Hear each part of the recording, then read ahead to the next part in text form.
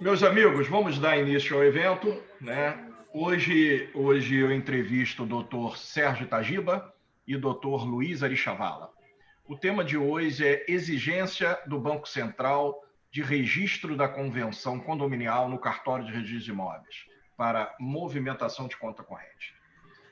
Temos passado inúmeros problemas nos condomínios. Primeiro eu vou fazer a apresentação formal. Dr. Sérgio Itagiba, não vou falar tudo que ele é, senão eu vou ficar meia hora aqui falando.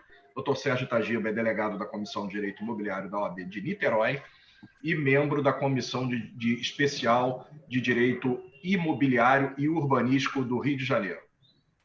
Da mesma forma, Dr. Luiz Arichavala, também delegado da Comissão de Direito Imobiliário de Niterói e membro da Comissão de Direito Imobiliário e Urbanístico do Rio de Janeiro. Sempre uma honra ter meus companheiros e amigos aqui para a gente debater sobre um assunto muito importante que tem sido uma demanda do setor condominial, principalmente de Niterói, acredito que no Rio de Janeiro. Algumas instituições bancárias estão fazendo essa exigência já há muito tempo, outras deixaram quieto e agora a principal instituição bancária, que é o Bradesco, está revisando toda a sua documentação e, pelo incrível que pareça, está bloqueando as contas correntes sem ao menos ter um aviso prévio. Então, isso é grave e a gente está trazendo esse debate que vai ser de suma importância e acredito que os colegas advogados também, no final desse debate, terão vários argumentos jurídicos para defender os seus clientes. Nós consideramos, dentro da área jurídica, um grande absurdo e um grande equívoco do Banco Central. Doutor Sérgio, primeiro vou passar a palavra para o senhor, até para ler a resolução, para a gente começar o debate sabendo o que fala o Banco Central, e depois nós vamos começar a entrevista com perguntas e respostas, uma hora formulada para o doutor Sérgio, outra hora formulada para o doutor Luiz Arichavala.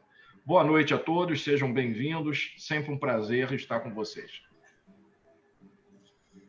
Boa noite a todos, agradecer aí a presença de todos. Mais uma vez, uma grande honra poder contribuir, para a difusão de cultura jurídica e trabalhar os temas problemáticos do condomínio edilício. Condomínio edilício, muitas vezes, é sinônimo de problema, Então, nós, advogados, estamos aí para auxiliar na solução dos problemas.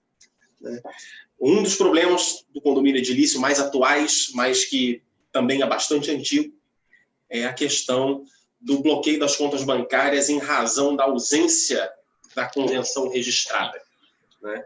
Em 1990, ou melhor dizendo, em 1993, foi emendada uma resolução do Banco Central, que é a resolução 2025, para que fosse determinada a apresentação de atos constitutivos das pessoas jurídicas para que as contas bancárias pudessem ser abertas, movimentadas e mantidas nas instituições financeiras. Isso, para as pessoas jurídicas, acabou não sendo nada demais, porque os atos constitutivos são um contrato social. O ato constitutivo é o ato que dá existência para a pessoa jurídica, que é o seu contrato social. No caso, evidentemente, das sociedades de cotas por responsabilidade limitada, Em algumas são o estatuto social, como nas sociedades anônimas, por exemplo. Mas nos condomínios edilícios, nós tivemos um problema, porque condomínio edilício não necessariamente tem um ato constitutivo. A vida do condomínio edilício nasce pelo registro de um ato de instituição, que está lá no 1332 do Código Civil. O ato de instituição pode ser um ato entre vivos ou pode ser um testamento. O ato entre vivos é um gênero, do qual nós podemos extrair pelo menos duas espécies. O ato entre vivos, realmente, o ato de instituição entre particulares, ou o memorial de incorporação, que é o 90%, 95%, ouso dizer até 99,9% dos casos, que é quando uma incorporadora deseja levantar o edifício e fica autorizada a vender as unidades antes de que o edifício esteja concluído. O ato de instituição entre particulares só pode ser registrado, só pode ser efetivado depois que o edifício estiver pronto. Então, tem essa diferença. O ato entre vivos só com o edifício pronto, o ato de instituição simples só com o edifício pronto, mas o memorial de incorporação, o edifício não precisa estar pronto e acabado. E o termo final do acabamento seria a concessão do habite-se pela prefeitura. Mas o que acontece? Os bancos começaram a fazer uma analogia entre as convenções de condomínio e os estatutos sociais e os contratos sociais, e começaram a considerar que as convenções de condomínio eram os atos constitutivos do condomínio. E começaram a exigir que as convenções de condomínio devidamente registradas no órgão competente fossem exibidas para que as contas pudessem não apenas serem abertas, mas as que já existiam seriam movimentadas, né? Então, muitas contas de banco foram bloqueadas, talvez aí na última década. Algumas instituições financeiras eram mais liberais, mais compreensivas com esse entendimento, e outras eram mais rígidas. Algumas acabaram afrouxando os seus requerimentos, mas outras acabaram, nos últimos anos, aí, sendo mais restritivos, né? Essa resolução do Banco Central, que determinava a exibição dos atos constitutivos, ela vigorou até o final do ano passado, quando entrou em vigor a resolução 4753 do Banco Central de 2019. Essa resolução, curiosamente, diz que o banco vai definir o que precisa ser exibido para a abertura, movimentação e manutenção das contas bancárias. Ela não diz em momento nenhum contrato social, ela não diz em momento nenhum quais são os requisitos para a pessoa física ou para a pessoa jurídica, como faziam as instituições na vigência da resolução anterior. Só que existe um entendimento tão consolidado entre as instituições financeiras de que a convenção do condomínio é o ato que dá existência para o condomínio edilício, que elas continuam exigindo a convenção de condomínio como ato necessário para a qualificação dele, né? Quando, na realidade, isso não é verdade. Existe condomínio sem convenção, existe condomínio que tem convenção, mas não está registrada, e não existe problema nenhum nisso, tá? E por quê? Porque a convenção é meramente um ato, o Caimari diz que é um ato-regra, né, que se destina a regular as relações internas entre os condôminos, né? E o banco diz, os bancos, no caso, dizem que sem a convenção eles não têm não tem como serem opostas a eles, né, a eles bancos, as relações jurídicas internas entre os condôminos. Mas, ora, existe lei regulando o condomínio edilício. Se o condomínio edilício existe a partir do ato de instituição dele, a partir do registro do ato de instituição dele, aplica-se a qualquer terceiro ao condomínio edilício as normas do Código Civil relativas ao condomínio edilício, artigos 1331 a 1358 do Código Civil. Então, se a sua convenção de condomínio disser que o mandato do síndico é de 1 ano, mas você tem uma ata de Assembleia Geral elegendo o síndico por 2 anos, o banco pode aceitar essa ata sem necessariamente observar a convenção, porque se a convenção não estiver registrada, ela não é oponível perante o banco. E a lei permite que os mandatos dos síndicos tenham um prazo máximo de até 2 anos, o artigo 1347 do Código Civil. Esse é um exemplo bobo, mas que, no final das contas, acaba fazendo muita diferença para as instituições bancárias, porque os mandatos dos síndicos, na verdade, são o que habilita, né, o condomínio a movimentar a sua conta, né? É o representante habilitado a movimentar a conta do condomínio. E nós temos várias batalhas judiciais em razão disso, e os bancos ainda mantêm seu posicionamento firme, jurando de pé junto que a convenção do condomínio é o ato que, em tese, daria existência ao condomínio edilício, quando a gente sabe que não é isso, né? Porque se existe condomínio sem convenção, o que é aquela coisa registrada no registro de imóveis como condomínio edilício sem convenção? Ele é menos condomínio edilício só porque ele não tem uma convenção? Não necessariamente. Então, essa introdução aí do nosso tema. Ok, doutor Sérgio, muito obrigado. Com a palavra para fazer a sua introdução sobre a resolução, doutor Luiz Arichavala. Boa noite a todos. Bom, o que mais dizer depois que tudo foi dito, né? Acho que o Serginho realmente resumiu de forma brilhante todos os pormenores aí dessa questão envolvendo o banco. Existe a resolução anterior, essa nova deixa a cargo do banco a escolha, Só que uma coisa é deixar a cargo do banco, outra coisa é o banco interpretar de maneira distinta ao que está na lei, né? Então, o banco ele tem a prerrogativa de dizer assim, eu quero convenção registrada porque eu quero. Outra coisa é dizer, eu quero convenção registrada porque a convenção registrada é o ato que institui o condomínio. Então, me parece que são situações distintas, né? Então, assim, existem também outras duas situações, que uma onde o que a gente tem visto até na jurisprudência, quando a conta já está aberta, e aí o banco ele meio que quer ele quer fazer como se fosse um recadastramento, né? Ele quer fazer um recadastramento e aí ele exige que você apresente uma convenção registrada e aí o condomínio não tem e ele cancela a conta. A gente tem se deparado com essas situações e a jurisprudência tem se posicionado favorável ao condomínio, até entendendo que o ato do banco é um ato de aquele venire contra factum próprio, né? A proibição do comportamento contraditório, porque ele gerou no condomínio uma legítima expectativa de que aquela situação permaneceria e que não precisaria de convenção registrada.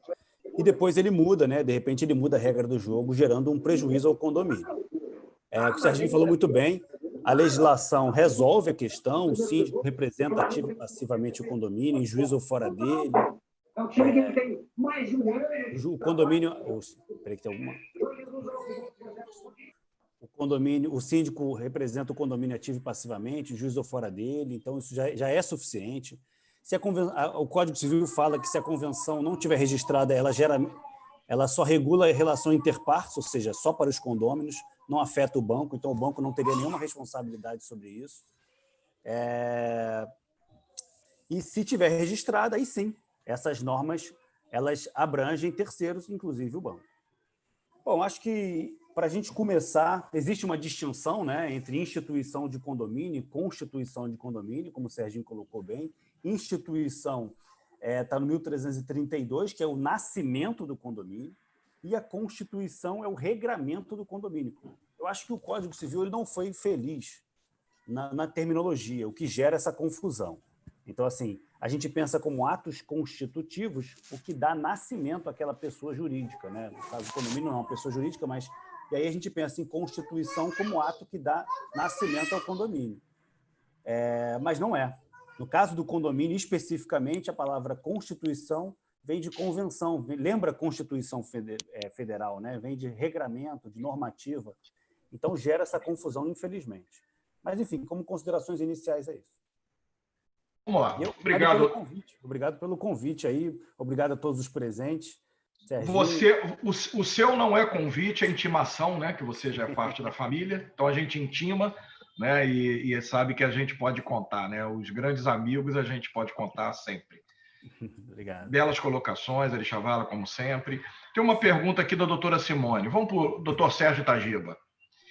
Depois da conta aberta, doutor Sérgio, não seria o caso de alegar direito adquirido do condomínio, de mantê-la funcionando? Porque no ato da abertura não foi feita essa exigência e o condomínio já se acostumou a ter uma conta corrente?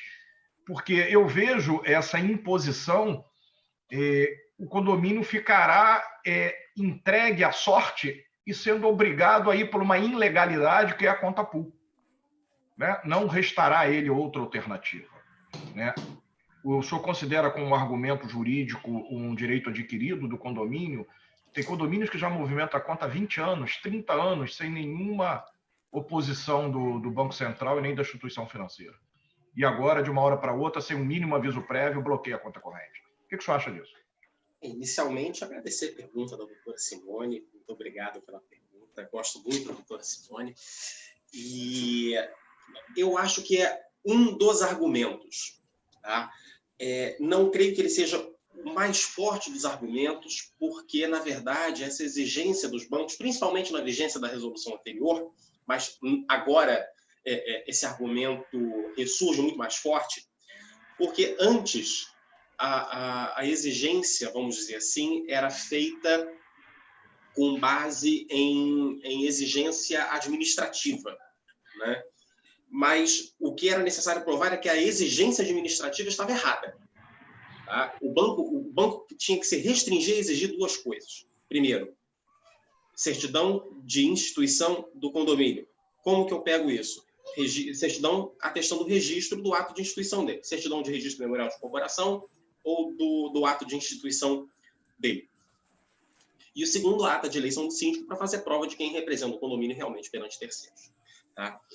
A exigência da convenção sozinha, né, ela é abusiva e poderia ser alegada. Mas se o banco de má-fé começasse a exigir a certidão de instituição do condomínio, aí essa exigência seria realmente lícita, tá? Porque cumpre uma ordem do Banco Central. Esse argumento agora se reforça porque os bancos agora não têm lastro nenhum para ficar exigindo documentos determinados. Elas têm que exigir um mínimo de documento para que a qualificação do condomínio possa ser feita perante a instituição financeira.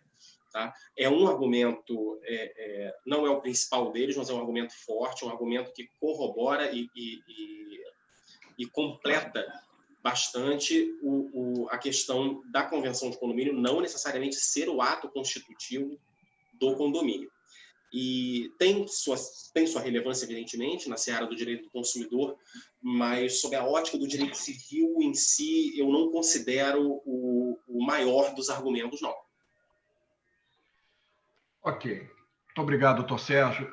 O doutor Luiz Arichavala, a gente está vendo que existe uma grande confusão, né, quando se fala em condomínio. O condomínio nunca foi respeitado com a importância que lhe é devida, né? O condomínio nunca teve a técnica que lhe é devida. O condomínio era administrado por qualquer pessoa. O condomínio era administrado por um síndico leigo, um síndico que não era profissional, aquele aposentado, a dona de casa. Hoje as coisas se modificam, né? Hoje nós temos aí a Eliane Dib, síndica profissional, o Rafael Pereira, o Sérgio Cunha. São pessoas que estão sempre sendo preparados, sempre nas nossas lives, tentando aprender algo mais. Então, o que acontece? Ao menos se sabe que o condomínio não é pessoa jurídica, e sim um ente despersonalizado.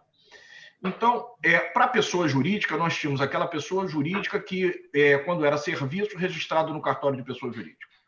E quando era comércio ou indústria, registrado na junta comercial. Então, eu acredito que essa confusão é que está indo para a cabeça do Banco Central e da instituição financeira. Porque aonde se registra uma pessoa jurídica de serviço? Cartório de pessoa jurídica. Aonde se registra um comércio, uma indústria? Na junta comercial. Aonde se registra a convenção? Opa! No registro de imóveis. Eles foram lá, viram no RGI, no registro de imóveis. Então, eu vou exigir. Só que eles estão confundindo e esqueceram de perguntar ao especialista. O que o senhor pensa sobre isso, dessa confusão, doutor Luiz Arichavala? Você colocou bem. O direito condominial, ele, na verdade, começa a nascer por agora, né? Até então, não se usava nem esse termo direito condominial, se usava apenas direito imobiliário. E essa especialização em condomínio, ela começa a surgir agora e está pegando todo mundo desprevenido.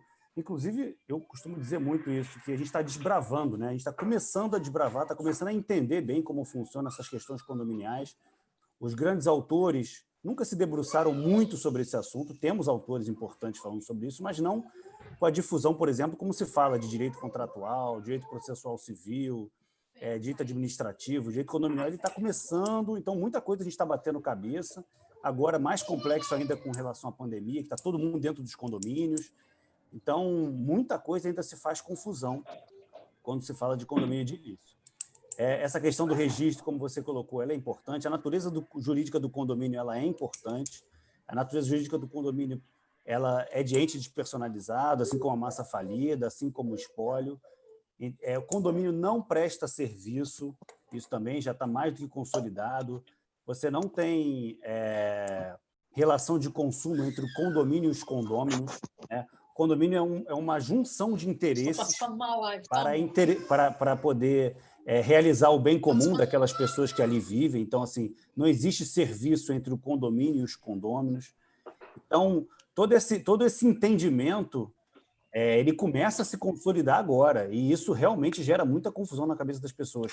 A gente vê muito condômino achando que o condomínio presta serviço, achando que o condomínio tem o dever de guarda, por exemplo, com o veículo dele, que se ele esquecer o celular dele na portaria, o condomínio tem que ressarcir o celular ou a bicicleta, enfim, o que for. A gente pega muito isso no dia a dia, né? Então, assim, esse estudo de base, de natureza jurídica, de relação jurídica, de representação, ele é muito importante mesmo para a gente poder começar a separar as coisas, colocar cada coisa no seu devido lugar e começar a entender isso. Então, e começa assim, realmente, o que é instituição, como se institui, como nasce, existe condomínio sem convenção? Como é que funciona um condomínio sem convenção? Não tem regra, já que a convenção é o regramento do condomínio? E o Código Civil, ele serve para quê? Então, esses entendimentos eles são fundamentais para a gente começar a se situar dentro do condomínio edilício. Obrigado, doutor Chavala. Queria dar boa noite. Vocês estão vendo Nazaré aí, vai achar que dobrou o meu nome, mas não é. Quem está presente é meu irmão, Antônio Nazaré, advogado também. Meu amigo Darcy. Minha querida síndica Andréa Guardiano, seja bem-vinda. Doutor Sérgio, pergunta agora vai para o senhor. Como é que fica a situação de um condomínio, vou dar um exemplo prático, de 500 unidades, que já está há 40 anos no mercado? Tem 30 funcionários, tem uma arrecadação de 300 mil por mês e se viu de uma hora para outra com a conta bloqueada. Né? E nós não temos uma lei obrigando, clara, dizendo o que o Banco Central está falando. Nós temos uma interpretação legal, onde a gente se compara a pessoa jurídica ao condomínio edilício. Inclusive, de uma bandeira que eu estou defendendo como contador na Comissão de Contabilidade Condominial do CRC, que tem um dos membros aqui presente, o meu afilhado Wendel Brito também é membro, onde eu estou defendendo que a convenção de condomínio é um ato exclusivo do advogado, a sua elaboração. Ele é um termo jurídico, ele é um contrato jurídico muito mais complexo do que um contrato social de uma PJ. Né? São muito mais normas, tem muito mais normas jurídicas a serem inseridas ali, e é uma conduta que vai gerar uma minicidade. Deveria ter, por força de lei, a obrigatoriedade da assinatura, e a confecção deveria ser um ato exclusivo do advogado, e não é. Então, só está se comparando a convenção com o contrato social para prejudicar o setor condominial. E se isso virar moda, muitos condomínios vão ter que ir para a conta pool. E a conta pool, ela não é regida por ninguém. O Banco Central, ele criou essa normativa para prejudicar o condomínio, sem saber que está prejudicando, aonde os bancos podem perder as contas de muitos condomínios. Porque, pelo que eu vejo na prática, pelo menos 50% dos condomínios não têm convenção registrada e não vão conseguir ter. Porque a elaboração de uma convenção já é um ato bastante complexo. Você tem que colher a assinatura de todos os condôminos, 2/3 das frações ideais. Você tem que reconhecer firme, qualificar todos eles e levar a registro. Então, é um ato que, se começar agora um condomínio de 300 unidades, deve ter um fim daqui a 5 anos. E, enquanto isso, como é que ficam os condomínios? O que o senhor acha disso, doutor Sérgio? Qual remédio jurídico é rápido e eficiente para isso? Bem, os condomínios têm duas alternativas. Tá? Primeira, juizar uma ação contra a instituição financeira, evidentemente com pedido de tutela de urgência, para que o banco se abstenha de bloquear a conta ou que desfaça o bloqueio já imposto. Tá? Elencando esses fundamentos todos, a convenção não é ato constitutivo do condomínio. A convenção, o 1333, parágrafo único, diz até que, para ser oponível perante terceiros, a convenção precisa estar registrada. Tá? Mas, para que a existência do condomínio edilício seja oponível perante terceiros, que você precisa do registro do ato de instituição do condomínio. Apenas isso. Entendeu? Então, a ação tem que ser instruída com a certidão de registro do ato de instituição do condomínio. Ponto. Porque ali você passa a opor perante terceiros a existência do condomínio e, consequentemente, a normativa legal dele. Artigos 1331 a 1358 do Código Civil. Tá? A segunda alternativa, evidentemente, num condomínio de 500 unidades é bastante difícil, é elaborar uma convenção ou pegar o texto da convenção que, eventualmente, o condomínio adote ou tenha, né?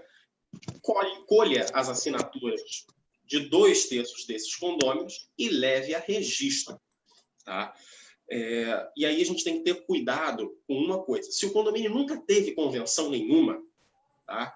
Basta que seja redigida o termo, né, o instrumento da convenção, e que ele seja subscrito pelos titulares de 2/3 das frações ideais e que esses 2/3 dos titulares das frações ideais tenham suas firmas reconhecidas em cartório. Tá? E aí pode-se levar a registro. Se esse condomínio tem uma convenção já aprovada, tá? E o condomínio, evidentemente, quiser fazer alguma alteração, alguma modificação, tem que convocar uma Assembleia Geral para promover a modificação dessa convenção e aí, depois da realização da Assembleia, promover a coleta das assinaturas, né, e o reconhecimento das firmas. Se houver o entendimento de que a modificação da convenção nem necessariamente precisa ser feita em Assembleia, é muito difícil reunir 2/3. Então, sugere-se que a Assembleia seja convertida em permanente, a gente pode falar desse tema oportunamente, né, para que a Assembleia fique em aberto e as assinaturas possam ser colhidas. Tá? Então, são basicamente essas as duas alternativas. Tá? Ou aprova-se uma convenção, leva-se a registro uma convenção, ou ajuiza-se uma ação visando aí o desbloqueio da conta ou para evitar que o banco faça o bloqueio da conta. O grande problema é que no judiciário nós temos decisões para os dois lados e, por incrível que pareça, é bem equilibrado. Tá? Nós temos jurisprudência, bastante jurisprudência entendendo que o bloqueio é legítimo, mas nós temos bastante jurisprudência entendendo que o bloqueio não é legítimo. Ok. Muito obrigado, doutor Sérgio. Como sempre, brilhante nas colocações.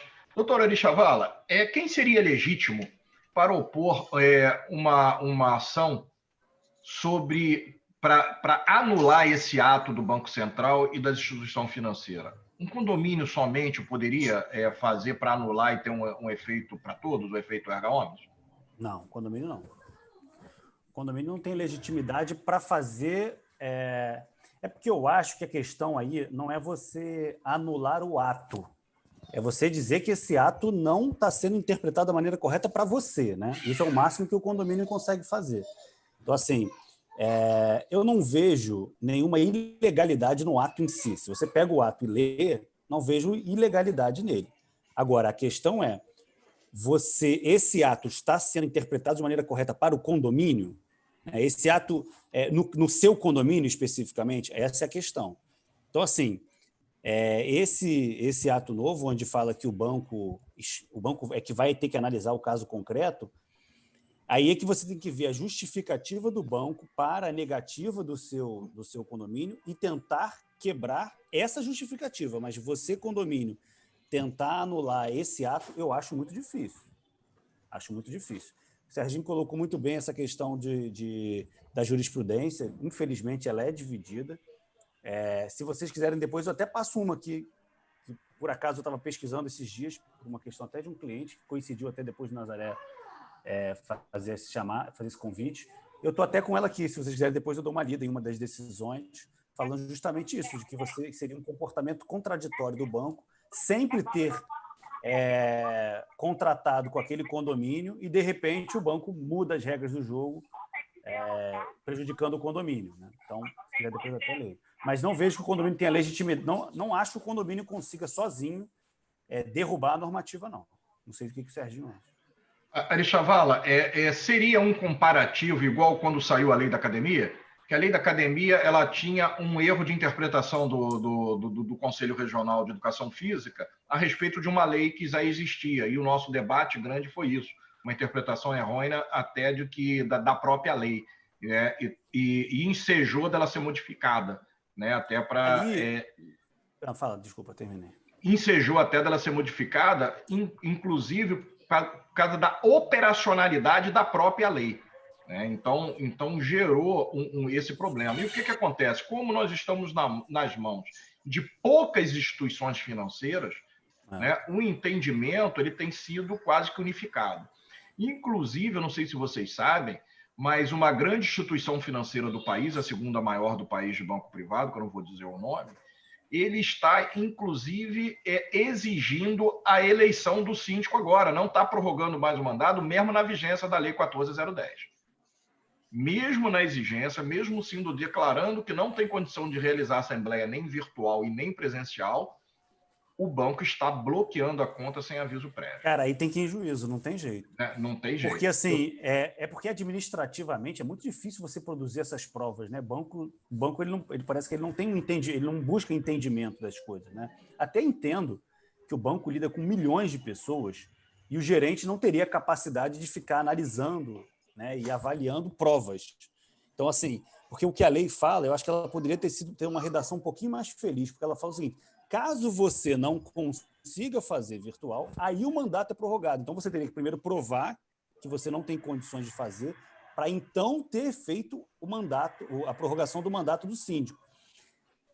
Aí, como é que e essa prova é subjetiva. Quem avalia? Né? Essa quem prova avalia? É subjetiva. Mas quem avalia? O banco? O gerente do banco? O jurídico do banco? Quem avalia? Como produz a prova da impossibilidade? Como é que você produz prova negativa? Se chama de prova diabólica, né? Como é que você vai produzir que você não é capaz de fazer alguma coisa? Então, assim, boa noite, Márcia. Tá arrasando com esse cabelo novo aí, Márcia. Dá as boas-vindas a Márcia Montalvão, síndica profissional, membro da Comissão de Administração Condominial do CRA. Aliás, aqui na sala... Seja bem-vinda. Só mulheres bonitas. Boa noite, pessoal. Tudo bem? Tudo bom? Oi, Márcia. Liliane Dib, Márcia Montalvão e Simone Viana. Eles assim para embelezar, fazer um contraste com o Wendel. Mas você tá bonito, cortou o cabelo. Gostou? Não, eu penteei, não cortei não. É porque deu uma... É que eu tô aprendendo a pentear de modo a disfarçar, entendeu? Boa noite, Márcia. Entendi. Prazer estar aqui. Prazer é nosso. É para fazer um contraste com a carranca do Wendel. Tá certo, Nazaré? Não fala assim do Wendel, não. Não fala que ele é meu protegido. Bom, podem ter mais mulheres, mas eu só tô vendo vocês, não sei se tem outros também. A Andréia também, agora eu já vi. Então, são 4 olha mulheres. só, falando de Wendel, o Wendel fez uma colocação muito boa, né? E como a gente busca sempre inovar, né, Sérgio, através das nossas proposituras legislativas, né, mas a gente não pode mais propor alguma coisa para não falar que é inconstitucional. Então, nós temos que ou eleger o Salema deputado federal na próxima eleição, ou arrumar um deputado federal amigo dos condomínios. Né? Então, temos essas duas alternativas. Você vai lá, Nazaré. Vai você. Ué. Não, primeiro para vereador, 2 anos, aí vocês me elegem deputado daqui a 2 anos.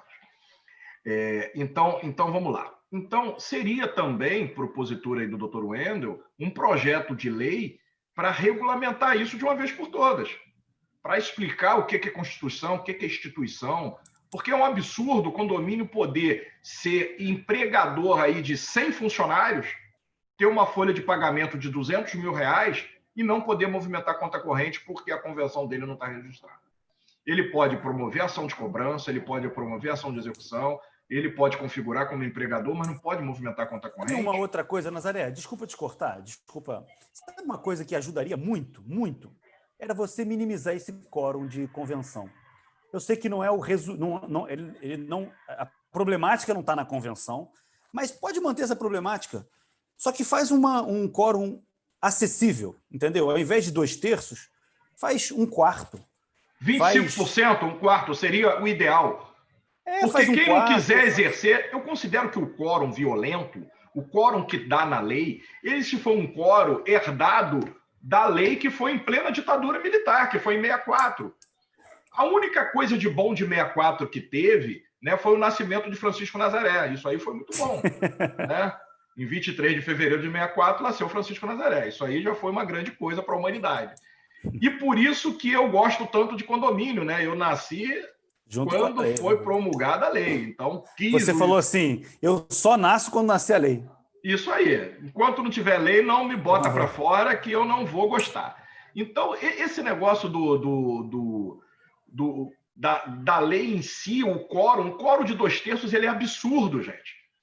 E outra coisa, vamos para o pressuposto que quem não quiser comparecer a uma assembleia para cuidar do seu próprio patrimônio, ele tem mais que aceitar o que foi decidido. Eu acho que seria foi dada a oportunidade dele comparecer, foi dada a oportunidade dele debater, e se ele não quis exercer, a quem ajuda um quórum de 2/3? Ninguém. A negativa, Nazaré, como você colocou bem, a negativa ela tem que ser expressa. Você não pode presumir a negativa. Esse é o grande problema, porque você deve o seguinte: convocou, não compareceu, o seu silêncio ele tem que ser interpretado como concordância e não como discordância. Isso aí. Então, a pessoa tem que manifestar a discordância dela. Para alguns casos, até acredito que em todos os casos não seria melhor. Mas, por exemplo, convenção deveria ser assim. E outros casos importantes, mas porque senão realmente a gente tem um problema aí que não soluciona. Porque não é nem. Eu até entendo a situação do banco, da insegurança jurídica também que o banco está movimentando seu dinheiro, né? Qualquer coisa ele paga. A gente sabe disso. Então, assim, porque a gente sabe que tem contas bancárias que mais de uma pessoa assina. E onde é que ele vê isso? Ele vê no contrato social. Ele vê no estatuto da associação, o que for. Se não tiver convenção, ele também conseguiria. A gente sabe que ele conseguiria, porque ele vai pelo síndico, né? Também é uma opção do condomínio, muitas vezes, ser regido pelo Código Civil. Então, ele vai pelo condomínio. Às vezes não é opção, às vezes você não consegue mesmo. Mas eu até entendo a exigência do banco, mas se pelo menos você facilitasse a assinatura, o quórum, e até facilitasse o registro, de alguma outra forma, você resolveria esse problema. Esse e muitos outros, né? E outra coisa, bastaria uma mudança no ato da lei, no ato da realização da Assembleia. Bastaria estipular-se o síndico eleito, na ata de eleição, deverá constar mandato, nome do síndico, CPF dele e quem é o representante legal perante as instituições financeiras. Na ata já dizia, olha, o síndico assina junto com o presidente do conselho. Aquele documento jurídico de eleição já ditaria a regra do jogo e as instituições financeiras estariam amparadas juridicamente para a movimentação da conta sem precisar da convenção. O que não pode é a convenção ser comparada com o estatuto de uma associação, com o contrato social de uma associação. Isso realmente não tem cabimento. Né? Não tem cabimento algum. O problema está na interpretação, exatamente. Posso problematizar e pedir vênia para discordar? Pode. Vamos lá. A questão de minimizar o quórum, na verdade, para mim, o problema não está no quórum da convenção. Para mim, o problema está na falta de elementos, na falta de procedimentos que a lei preveja para facilitar o atingimento do quórum. Se a gente reduzir bastante o quórum para a convenção, você vai gerar instabilidade institucional no condomínio. E aí a convenção, que é uma norma feita com um quórum de 2/3 justamente para que você tenha uma estabilidade institucional, acaba cada hora sendo modificada, né, por um grupo pequeno. Né? Engraçado é o seguinte, a legislação brasileira foi uma das primeiras no mundo a conter disposições sobre os condomínios edilícios. Né? E foi uma das primeiras a modernizar em 64. Tanto é que a legislação francesa é de 65. Tá? Mas a nossa legislação é muito seca, ela não foi atualizada. Então, nós temos hoje, praticamente, uma legislação de 64, que teve algumas disposições incluídas, algumas modificadas. Enquanto, desde 64, nós temos praticamente a mesma lei, a legislação francesa, por exemplo, ganhou capítulos e capítulos e capítulos, ganhou talvez mais de 50% de artigos do que tinha originalmente. Né? Sempre se preocupando com questões que no Brasil a gente nem sequer pensa, como, por exemplo, energia limpa, sustentabilidade. Nada disso hoje é concebível para incluir na legislação condominial, porque a gente está muito preocupado hoje resolvendo problema de quórum, porque a gente está resolvendo bloqueio de conta bancária. Né? Então, como é que se faz em Portugal? Como é que se faz na França? Chegou na Assembleia, não bateu o quórum, vou mandar carta registrada para todo mundo e quem não responder declarando a oposição, presume-se concordante. Tá? Na França, se eu tiver 1/3 das pessoas presentes na Assembleia para deliberação de maioria absoluta de todos, se eu tiver 1/3 dos condôminos presentes, eu já consigo deliberar por maioria simples. O que falta é um mecanismo que facilite o atingimento do quórum, para que a gente não tenha essa ideia de que, pelo quórum baixo, qualquer grupo organizado consiga ganhar, num termo bem chulo, no tapetão. Tá? E o outro ponto, o do silêncio ser considerado concordância, ele tem que ser realmente visto com muita cautela, e ele seria aplicável justamente nessa hipótese legislativamente prevista de forma clara, tá? Que o silêncio do condômino importaria em anuência. Claro que com uma deliberação de quórum qualificado, como, por exemplo, uma convenção, como é feito em Portugal. Serginho, o silêncio já é concordância quando o quórum é de maioria simples. Na realidade, eu não concordo que o silêncio importe em anuência. Na verdade, a gente tem que saber diferenciar o dever de respeito às deliberações assembleárias de uma concordância tácita, né? Tem um escritor, salvo engano, espanhol, Luís Cabral de Moncada, que ele diz o seguinte, que a ausência do açúcar não explica o amargo do café. O café naturalmente é amargo.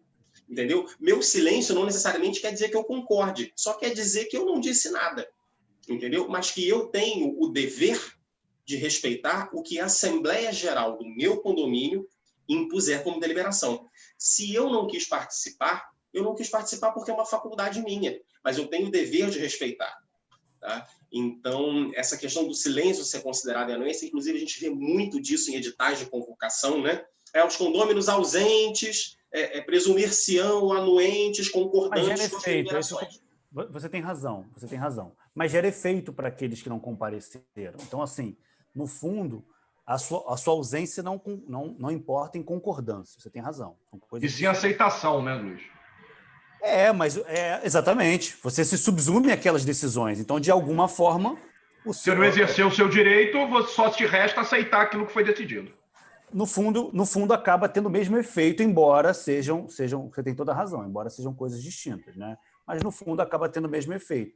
Eu concordo com o que o Serginho falou. É preciso encontrar mecanismos... É melhor você encontrar mecanismos para facilitar o atingimento do quórum do que necessariamente você abaixar demais o quórum. Ainda que 2/3, na minha opinião, para você alterar uma convenção, é um pouco demais. Porque, assim, o que importa, o que reconhece como... o que é a voz da maioria? É a metade mais um. Então, eu não vejo muito sentido na convenção você precisar de 2/3.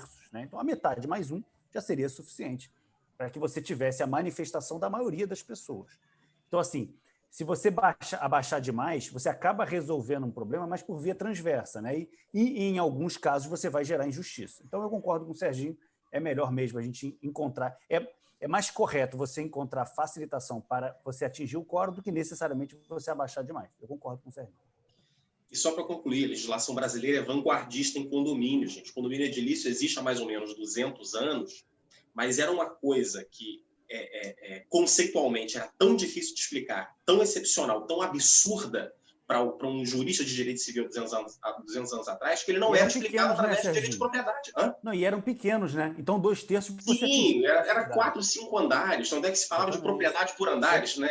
Horizontal, cada um tinha um andar, exatamente. Isso. Então, era uma coisa tão absurda pensar numa construção de condomínio edilício, um condomínio perpétuo. O condomínio necessariamente era fadado a extinguir, porque o condomínio é a mãe de todos os conflitos. Né? Ele era fadado à divisão, ele era fadado à extinção. Então, ele não era explicado através de propriedade. Ele era explicado através de servidão, ele era explicado através de superfície, ele era explicado através de enfiteus, e não como um desdobramento da propriedade que ele é. Né? Então, assim, a legislação brasileira é vanguardista. Em 28 não existiam muitas legislações sobre condomínio edilício. Em 64 também não.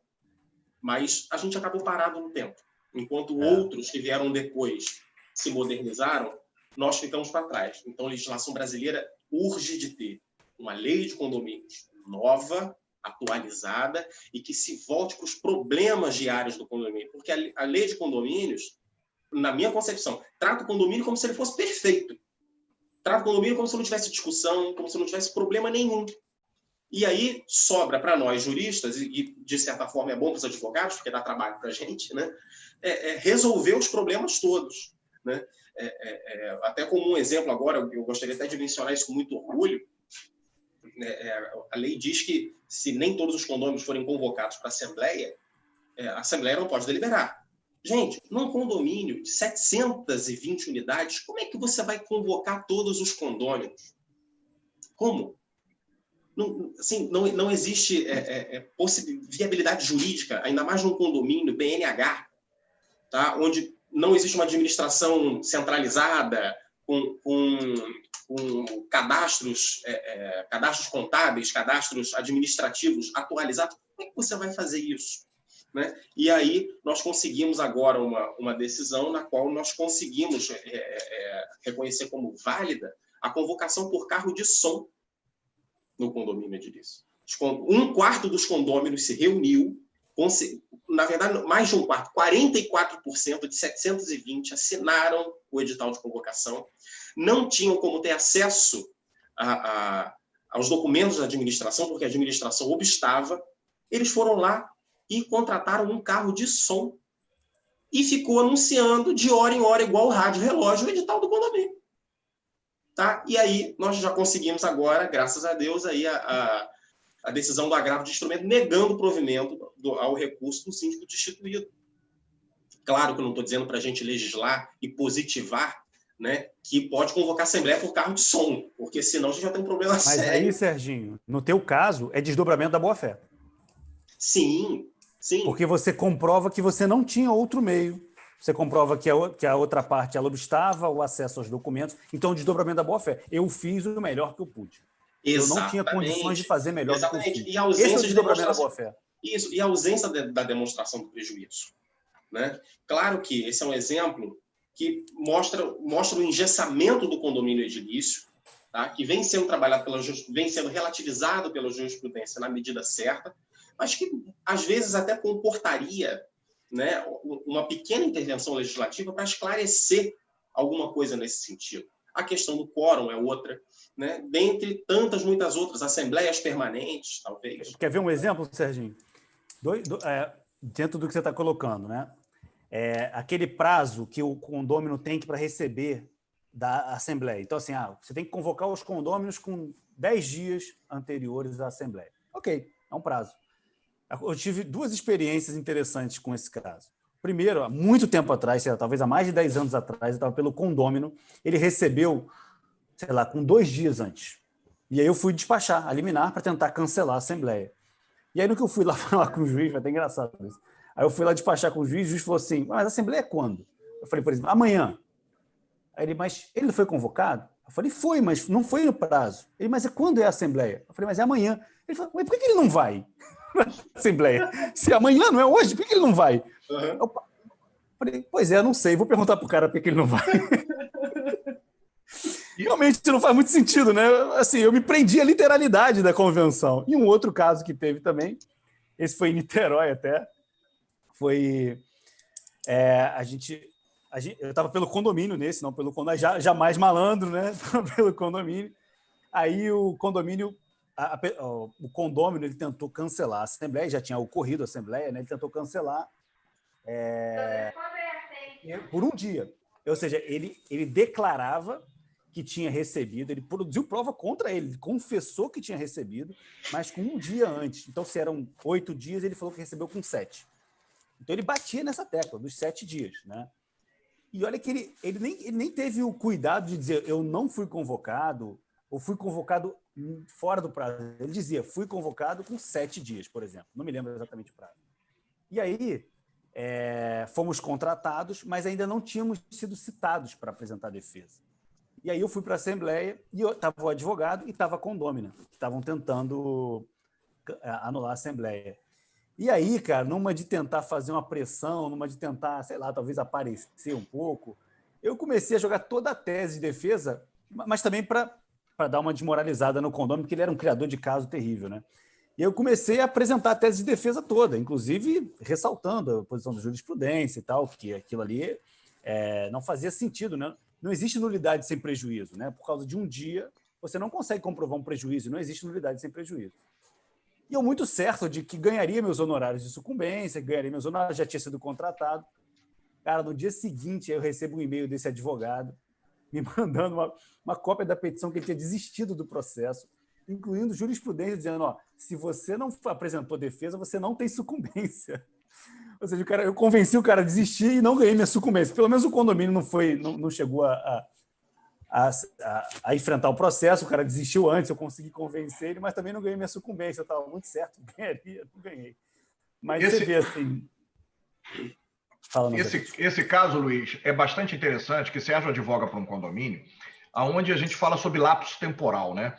O que você falou aqui é lapso temporal, que é o intervalo entre a convocação e a realização da Assembleia. Quando é ordinária, normalmente são 5, 8 dias. Quando é extraordinária, tem lapso temporal até de 48 horas. Isso. E o que aconteceu nesse condomínio? O síndico convocou uma Assembleia extraordinária com lapso temporal de 3 dias previsto na convenção. Só que ele convocou no intervalo de um feriado nacional. E nessa extraordinária, ele trouxe um item oriundo de ordinária, que era aprovação de previsão orçamentária fora da data da ordinária. Pode isso? Pode. Né? Porque tem que ratear ou não pode esperar uma ordinária se houve um desequilíbrio financeiro no condomínio, sob pena de deixar de pagar alguma conta. Uma associação de moradores sem a mínima legitimidade para tal, entrou com uma ação de nulidade. Pelo incrível que pareça, qual foi a sentença da juíza? A juíza anulou a Assembleia porque ela interpretou que o lapso temporal, apesar de ter sido obedecido na extraordinária, deveria ser considerado da ordinária, visto o tema que não era extraordinário e sim ordinário. E aí eu pensaria o seguinte, tinha urgência... Anulou. Entendi. Mas tinha urgência para ele... Não foi comprovada a urgência. Aí eu concordo. Não foi comprovada a urgência e foi comprovado o prejuízo até de se realizar, de ter sido realizado. Agora, ela criou uma tese nova, porque o síndico seguiu a lei, seguiu a convenção dizendo que a extraordinária tinha que ser o lapso temporal de 3 dias. Ela interpretou a lei de outra forma, dizendo... Mas aí você teria que provar o prejuízo, né? Você teria que provar. Apesar de ser extraordinário, o lapso temporal teria que ser de ordinário, por causa do assunto tratado de forma extraordinária. É o seguinte, o fato, por exemplo, são 10 dias a ordinária e 3 a extraordinária. Ele pegou um item de ordinária, jogou na extraordinária e botou em 3 dias. Você sentiu, olha só, esses 7 dias de diferença, para mim, são importantes, porque, por exemplo, previsão orçamentária, eu precisaria analisar as contas e não tive tempo. E ainda meteu dentro de um feriado, ou seja... A única coisa que o condomínio não poderia ter perdido era a legitimidade. Uma associação de moradores não tem legitimidade para reivindicar alto em nome de condômino. A associação é uma coisa voluntária, condômino é uma coisa obrigatória. Né? Então não tinha relação. Mas era um condomínio ou é uma associação de moradores? Não entendi. Era um condomínio que quem ganhou a ação foi a associação, página. Por que associação de moradores? Porque a associação resolveu... Não, associação de moradores, não era nem de condôminos. Onde alguns associados seriam não condôminos. Somente o morador. Só se a convenção der legitimidade para ele, senão... Não deu legitimidade nenhuma, não. Porque esse condomínio... O condomínio existe e tem a parte de uma associação de moradores. Porque esse condomínio, ele nasceu através de uma associação e depois é que virou condomínio, como ocorre... Se a convenção não dá legitimidade para essa associação, não tem legitimidade. Isso pode ser derrubado em qualquer grau de jurisdição. Não, perdeu. Aí é outro processo que a gente não vai nem discutir aqui. Outra história. Perder o prazo, essas coisas todas, não levaram para a segunda instância, entendeu? Aí é outro detalhe. É só interessante, quando a gente fala de lapso temporal, né? Essa sentença da juíza de primeira instância. Isso é muito bom, muito legal. Então, é um alerta para os síndicos. Gente, se vamos convocar uma assembleia extraordinária, mas para tratar de assunto ordinário, para não gerar dúvida e criar uma transparência, conceda o prazo máximo, para não ter nenhum tititi, não ter nada que venha alegar. Então, eu sempre concedo o prazo máximo para não ter problema, porque alguns prazos de extraordinária falam até 24 horas, de um dia para o outro. Mas aí não adianta você usar a lei ao pé da letra sem provar a urgência. E essa prova tem que ser incontestável. Não pode ser subjetiva, não pode estar somente na cabeça do síndico. Então, nós temos que tratar um condomínio com mais inteligência. Eu tive um condômino que mandou um artigo querendo anular um artigo da convenção, citando o artigo do Código Civil de condomínio necessário. né? Ele viu o condomínio, acha que tudo é a mesma coisa e mandou e disse a ele que não podia ter eleição, tem que anular a convocação da Assembleia, tem que anular a convenção. Então, a gente escuta no ramo de condomínio tudo, só que condomínio está começando a se aperfeiçoar. Esse tema de hoje é de uma importância enorme para a maioria dos condomínios do Rio de Janeiro e do Brasil inteiro. Só que ele só vai dar a importância devida quando tiver um enxame de contas bloqueadas. Porque o setor condominial ele só age quando a água passou da cabeça, não é quando passou da cintura. A água passou da cabeça, ele está tomando água, morrendo afogado. Qualquer um agiria juridicamente quando ela passa da cintura. Opa, vou morrer afogado. Então, o ramo condominial é meio baiano, né? É meio descansado, entendeu? Então, não, a cobra está lá fora, não vai entrar, eu vou tomar um soro antiofísico daqui a uma semana. O ramo condominial é dessa forma. Graças a Deus está mudando. E está mudando quando você vê os nossos companheiros perdendo o tempo da sua noite assistindo a live. A gente vê Márcia Montalvão toda hora, André, Eliana Dib, o nosso amigo Jonildo, que não perde nenhuma. Jonildo deveria ganhar um prêmio de tantas lives que ele já assistiu. Na pandemia, ele deve ter assistido mais de 50. Né? Ele deveria ganhar um prêmio, nosso amigo Jonildo. Né? Todos nós temos um grande carinho pelo Jonildo. Né? Como o Rafael Pereira. O Rafael participou de tanta live que eu acabei contratando ele. Né? Então, o Rafael ganhou poder curso de prazo. Né? De tanta live. De tanta live que ele participou, foi meu aluno em 2 cursos, eu acabei contratando ele. Então, é assim mesmo. Condomínio vira uma paixão, né? Vira uma cachaça. Doutor Sérgio, o que o senhor sugere hoje para os condomínios que estão com esse problema agora? Uma coisa prática. Eu sou síndico, liguei para o senhor e falo assim, doutor Sérgio, a minha conta corrente do banco XXX bloqueou minha conta e não me avisou nada previamente. E eu estou sem pagar o salário dos meus funcionários. E, pasme, bloqueou eletronicamente. Mas o síndico ou a síndica pode passar cheque. Olha o absurdo, a incoerência. Eu fui gerente de banco durante 17 anos. Então, eu não posso movimentar eletronicamente, mas o meu cheque é pago. O que o senhor falaria para essa síndica que tem 150 unidades e ao menos fez a convenção? Nesse caso de extrema urgência, só justiça mesmo. Não tem alternativa. Tem que entrar com a ação, tem que instruir a ação com a certidão de registro do ato de instituição do condomínio, memorial de corporação em 99,9% dos casos.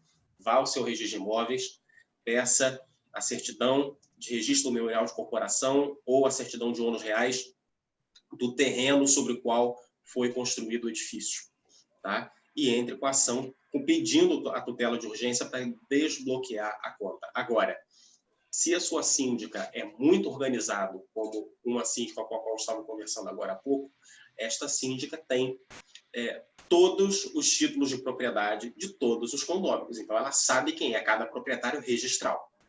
Então, no caso, se você tem uma convenção pronta, praticamente, só colher as assinaturas dos condôminos, reconhecer as firmas e levar para ser registrado. Né? Porque, às vezes, dependendo do juízo de direito para o qual cai o seu processo, às vezes é mais negócio registrar a convenção do que esperar uma decisão de tutela de urgência. Até porque a decisão de tutela de urgência não é certa. Você pode não ter sua tutela deferida e ter que entrar com um agravo de instrumento para que você possa ter a chance de ver seu direito atendido. Né? E sem contar que o registro de convenção é muito caro. Mas é para sempre. A ação, você tem o risco de perder e ainda gasta uma quantia consideravelmente elevada. Né?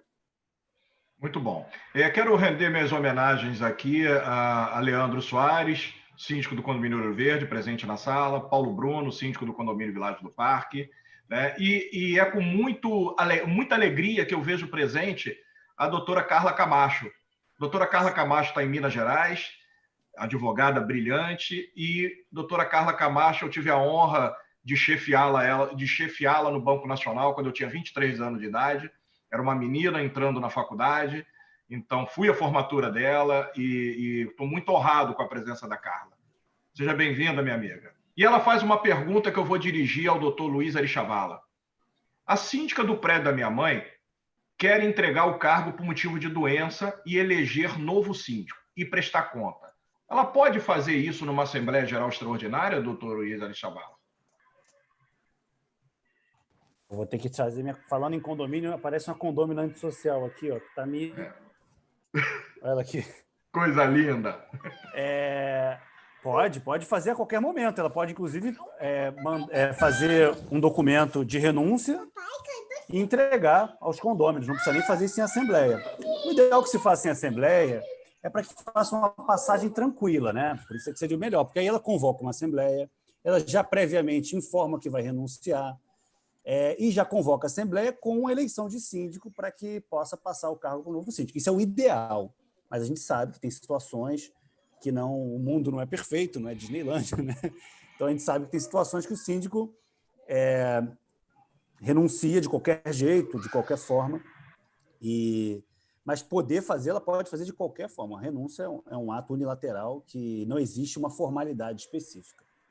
Doutor Sérgio, essa síndica, ela começou o mandato dela em janeiro de 2019, essa síndica da Carla, hipoteticamente, né? E ela está renunciando agora em julho. O mandato dela vai até quando? O mandato dela é de 1 ano. O mandato da novo síndico é de 1 ano a contar da sua eleição ou vai terminar em janeiro de 2020? Em janeiro de 2020 ou de janeiro de 2021? Não. Se a gente parar para prestar atenção, existem as Assembleias Gerais Ordinárias.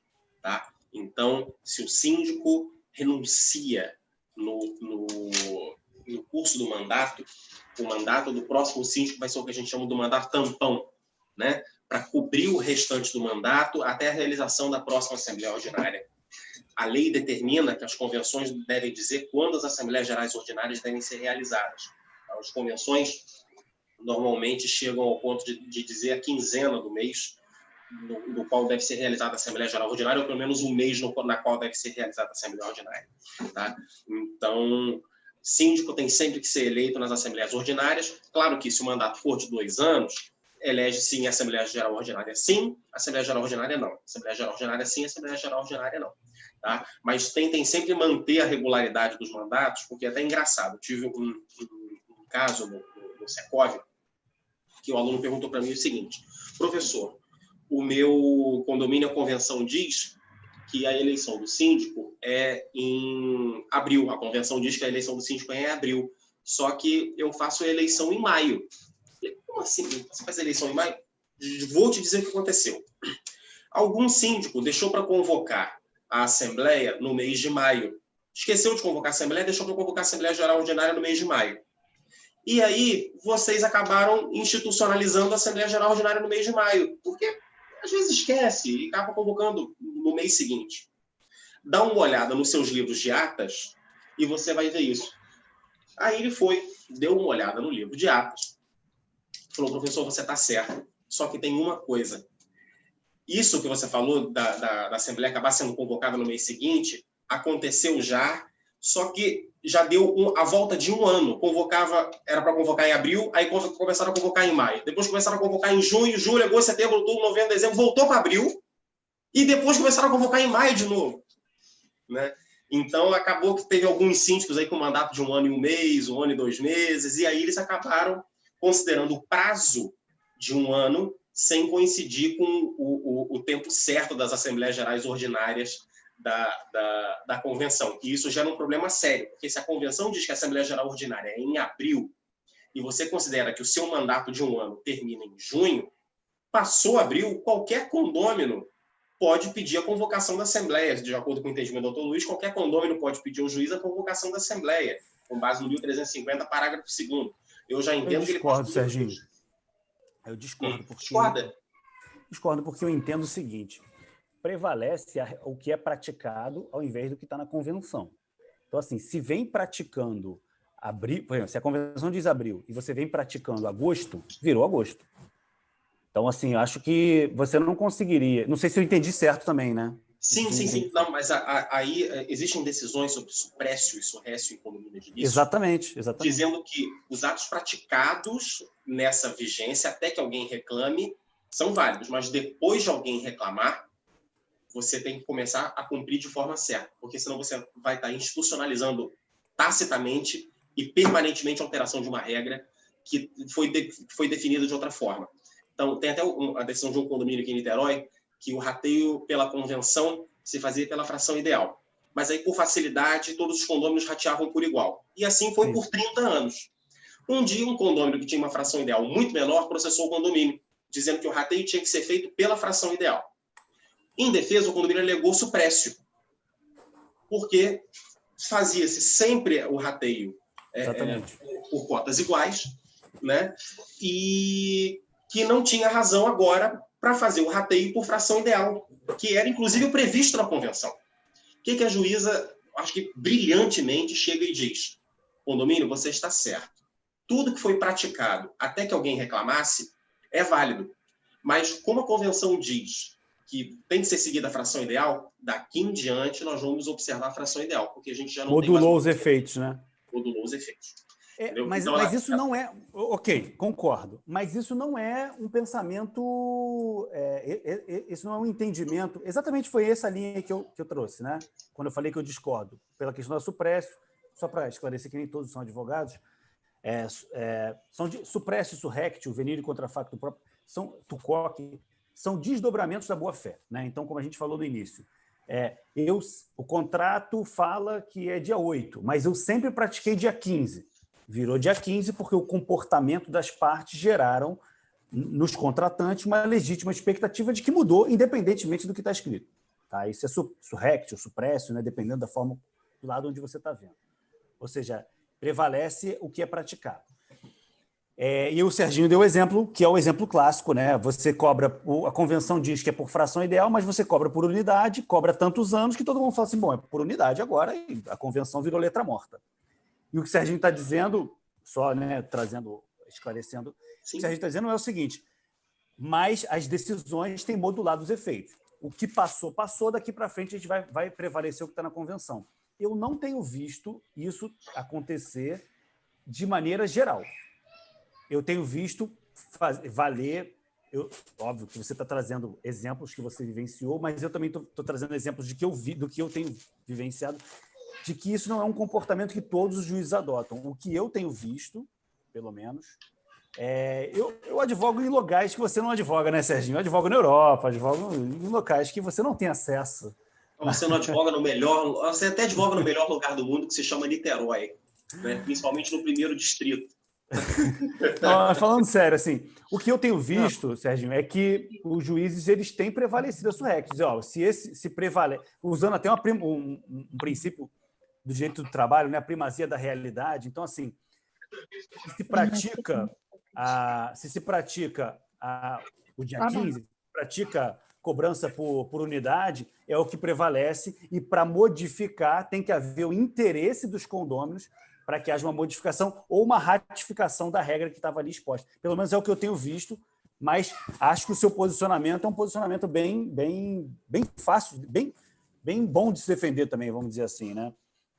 Essa modulação dos efeitos. Mas confesso que eu não tenho visto os juízes praticarem isso, tá?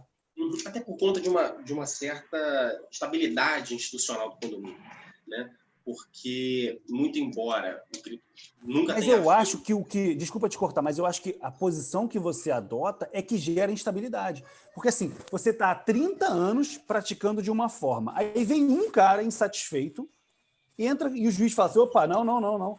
Pega aquela regra esquecida que não se praticava há 30 anos e é o que vale. Isso gera instabilidade. O que, na minha opinião, claro, né? O que gera estabilidade é você manter, até porque o costume é fonte de direito. A gente sabe disso, né?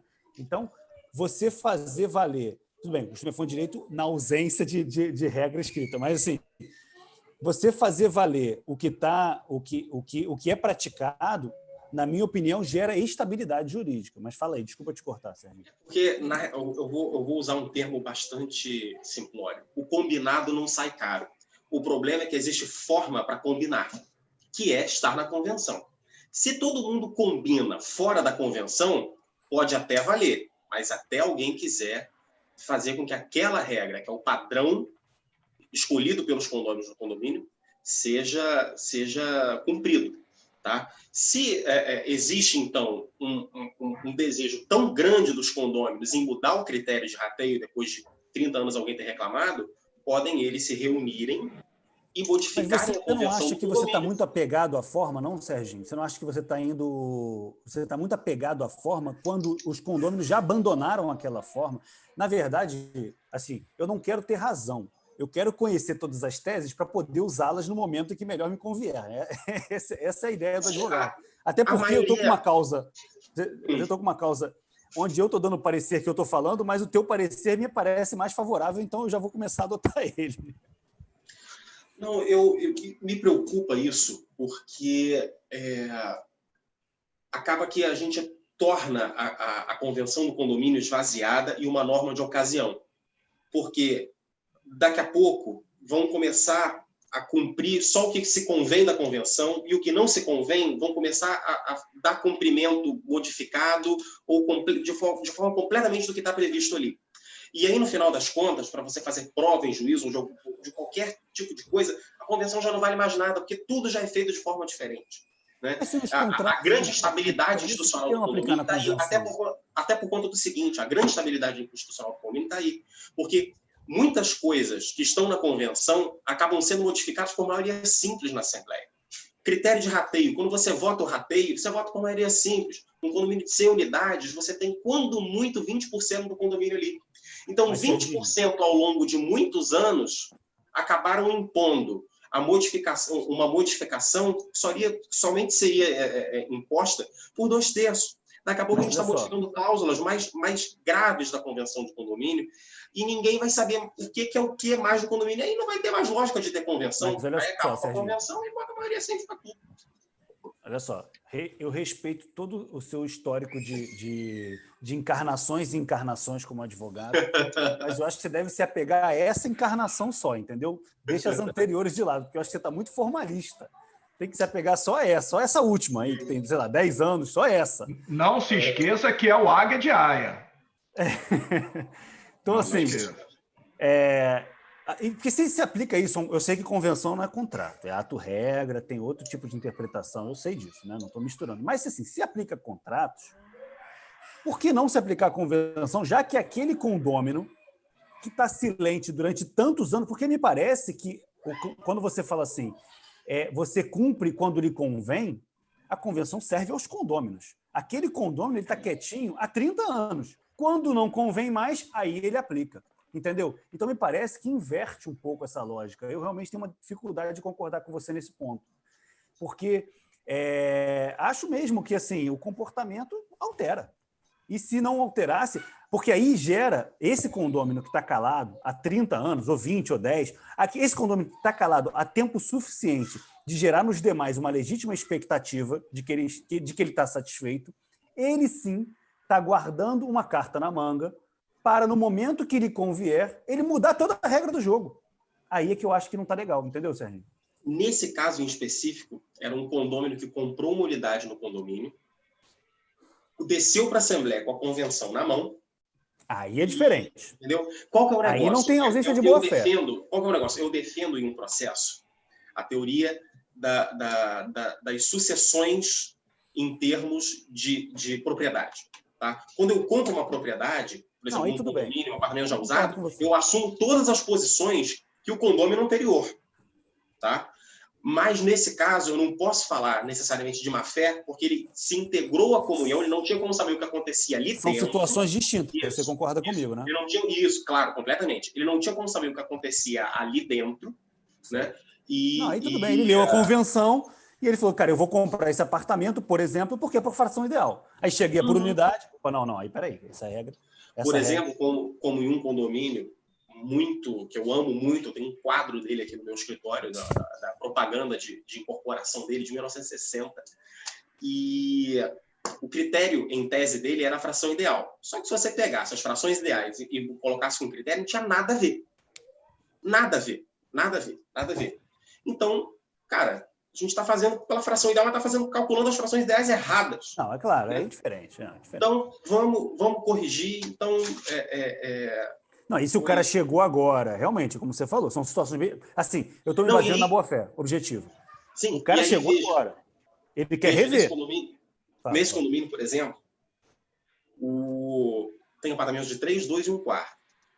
Depois que foi feita a correção, os apartamentos de 1 quarto pagavam R$500 de condomínio, passaram a pagar 240, para você ter uma ideia. Então, assim, o sujeito que compra o apartamento, pô, minha fração ideal é baixinha, o condomínio lá deve ser barato. Chega lá na Assembleia, pô, mas é isso tudo, né? Então, é importante, claro, observar todas essas questões pela ótica da boa-fé, né? Mas, nesse caso específico, não tinha como se opor qualquer argumento de boa-fé, muito embora ele fosse sucessor dos outros, porque ele acabou sendo integrado à comunhão posteriormente. Olha só, uma coisa puxa a outra, né? Nós estamos num estado de pandemia e o debate é muito legal, que a gente começa a falar de convenção registrada, agora a gente já está falando de convocação de assembleia. Mas condomínio é realmente um assunto que uma coisa vai puxar a outra, a gente começa em São Paulo, daqui a pouco está no Rio Grande do Sul, né? É normal acontecer. E o debate fica muito enriquecedor. De tudo que vocês debateram, surgiu uma nova dúvida em matéria de pandemia. Estou convocando uma assembleia em agosto, que era para ter sido realizada em março. A minha convenção diz que as ordinárias se realizam em março. Qual o nome que eu dou à Assembleia de Agosto? Ordinária ou extraordinária? Sérgio Tagiba. Olha, essa é realmente uma pergunta difícil. Juro para vocês que eu não saberia. Agora, falando assim, eu poderia chamar de Assembleia Ordinária porque tão somente porque ela não pôde ser realizada naquele momento por um motivo de força maior extremamente excepcional. Tá? Mas digo isso sem ter refletido. Tá? Se a gente for seguir o formalismo, né, da convenção, teria que ser necessariamente extraordinária. Mas como ela teve que ser adiada, na verdade a gente está tratando de um adiamento, né, de uma assembleia ordinária que nem ocorreu, né? Então eu creio que poderia ser chamada de ordinária. Claro que considerando a grande excepcionalidade da situação. Ok. É só para a gente fazer... Eu só queria saber o que o Luiz acha. Concordo plenamente, ordinária. Aí eu não estou com essa dúvida. Ordinária, justamente porque é um adiamento. Né? Também concordo de ordinária por causa do estado de exceção. É só registrar a presença do meu grande amigo Paulo, síndico de 2 condomínios no Rio de Janeiro. Paulo estava presente no começo da minha carreira, há 30 anos atrás, né? E passamos a nos encontrar novamente com essas lives, né? E já estamos aí com 1h30 de debate. Agradeço a presença do Dr. Luiz Arichavala, agradeço a presença do Dr. Sérgio Tagiba. Dr. Sérgio Tagiba, considerações finais. Agradecer a todos pela presença, Dr. Francisco Nazaré e a Cifra pelo debate. A questão do bloqueio das contas bancárias dos condomínios precisa de um fim, porque isso é uma novela que já dura muito tempo, né? No caso, eu até vi uma pergunta sobre a possibilidade, acho que foi do Sérgio Cunha, sobre o mandado de segurança, né? Na verdade, esse não é um problema do Banco Central. O Banco Central, em momento nenhum, diz que a convenção do condomínio é ato constitutivo do condomínio. Isso é a interpretação dos bancos, né? Se os bancos, agora eu vou dar uma de Dr. Francisco Nazaré, se os bancos se preocupassem em contratar advogados de direito imobiliário também para assessorar em algumas questões, em vez de só contratar advogados de direito bancário, talvez saberiam que o que eles estão fazendo, além de errado, é potencialmente destrutivo. Porque eles estão falando da propriedade das pessoas, eles estão falando das casas das pessoas, dos escritórios onde elas trabalham, né? Então, urge sim, talvez, dar um fim nisso por uma ação até de tutela coletiva, alguma associação de condomínios, alguma associação de administradoras, alguma coisa do gênero que possa dar um fim nessa novela ou, pelo menos, contribuir para que isso chegue ao final. Ou, pelo menos, alguma comunicação à FEBRABAN, para que a FEBRABAN emita alguma instrução para as instituições bancárias. Mas, enquanto não houver, continuamos lutando aí nessa batalha, que, para quem gosta de condomínio, é sempre muito gostoso, né? Mas que é traumático para muitos condomínios e principalmente para alguns síndicos, né? Então, é isso. Queria agradecer a presença de todos e vamos para a próxima. Brilhante, Sérgio. Luiz Arichavala, considerações finais. Bom, queria agradecer o convite do meu amigo Francisco Nazaré. Sempre é um prazer debater com você, com o Serginho. Só um minutinho.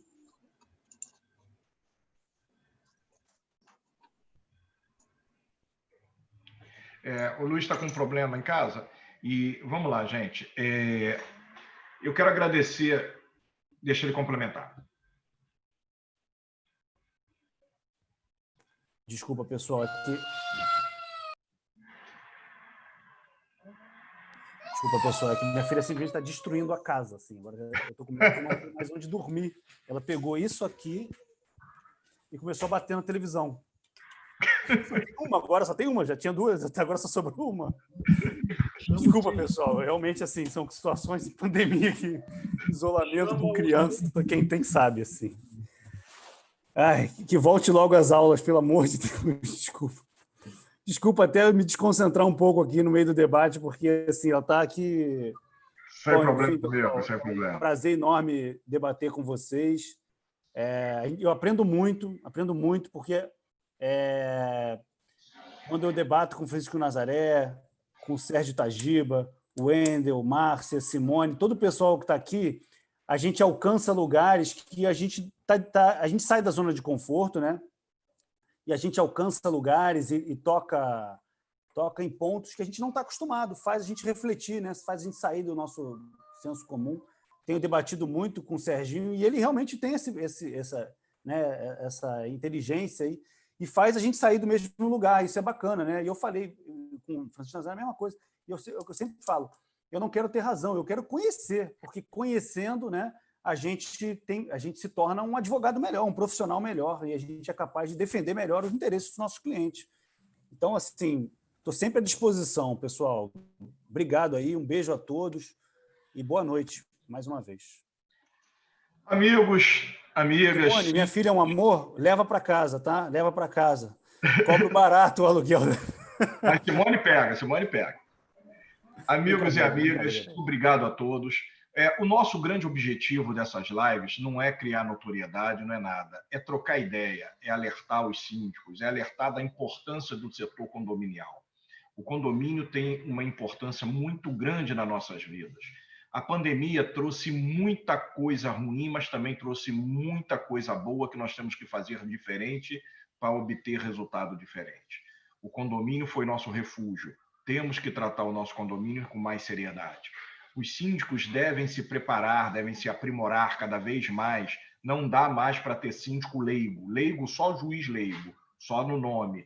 Tem que agora ter síndico profissional no nome, não é nome fantasia, que síndico profissional ainda é nome fantasia.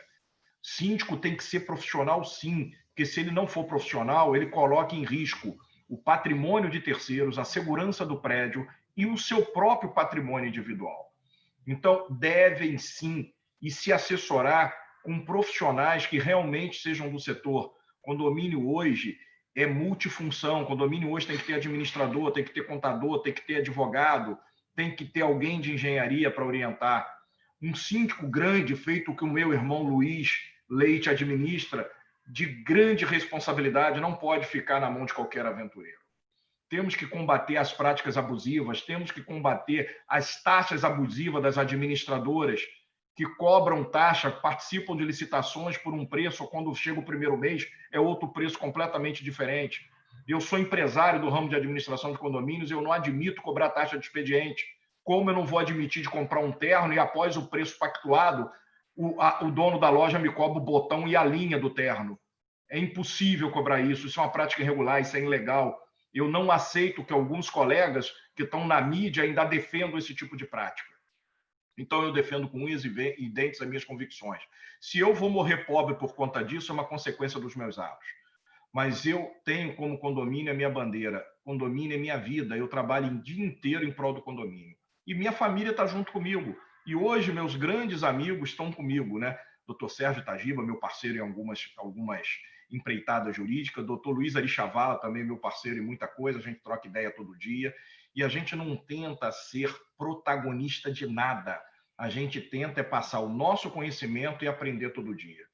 E eu acho que a nossa missão, como dizia o meu grande ídolo que está lá administrando o condomínio no céu, que é o Silvio Capanema, nós temos que ter muito cuidado com as assembleias, porque nas assembleias o diabo não manda representante, ele vai pessoalmente. Então, é o único que tinha o direito de chamar de condemônio. É o único que tinha o direito de chamar condemônio. Então, eu rendo aqui essa live, novamente, as minhas homenagens ao meu velhinho lindo, que foi para perto de Deus, e lá deve estar maior tumulto agora, porque ele deve estar aplicando multa toda hora, né? E embasando na lei celeste. Então, eu dedico esse final dessa live ao meu mestre, ao meu ídolo, ao ícone do direito condominial chamado Silvio Capanema. Se sabemos o que sabemos hoje, agradeço a ele. Eu tive a honra de ser aluno dele no Secov, e hoje a gente tem o brilhante Sérgio Itagiba como professor do Secov, né? O que muito me honra ser meu afilhado e conviver com ele diariamente. O dia que eu não falo com o Sérgio Itagiba, o dia fica incompleto. Muito obrigado a todos, fiquem com Deus, se cuidem e estudem cada vez mais. Tchau, gente. Tchau, grande abraço.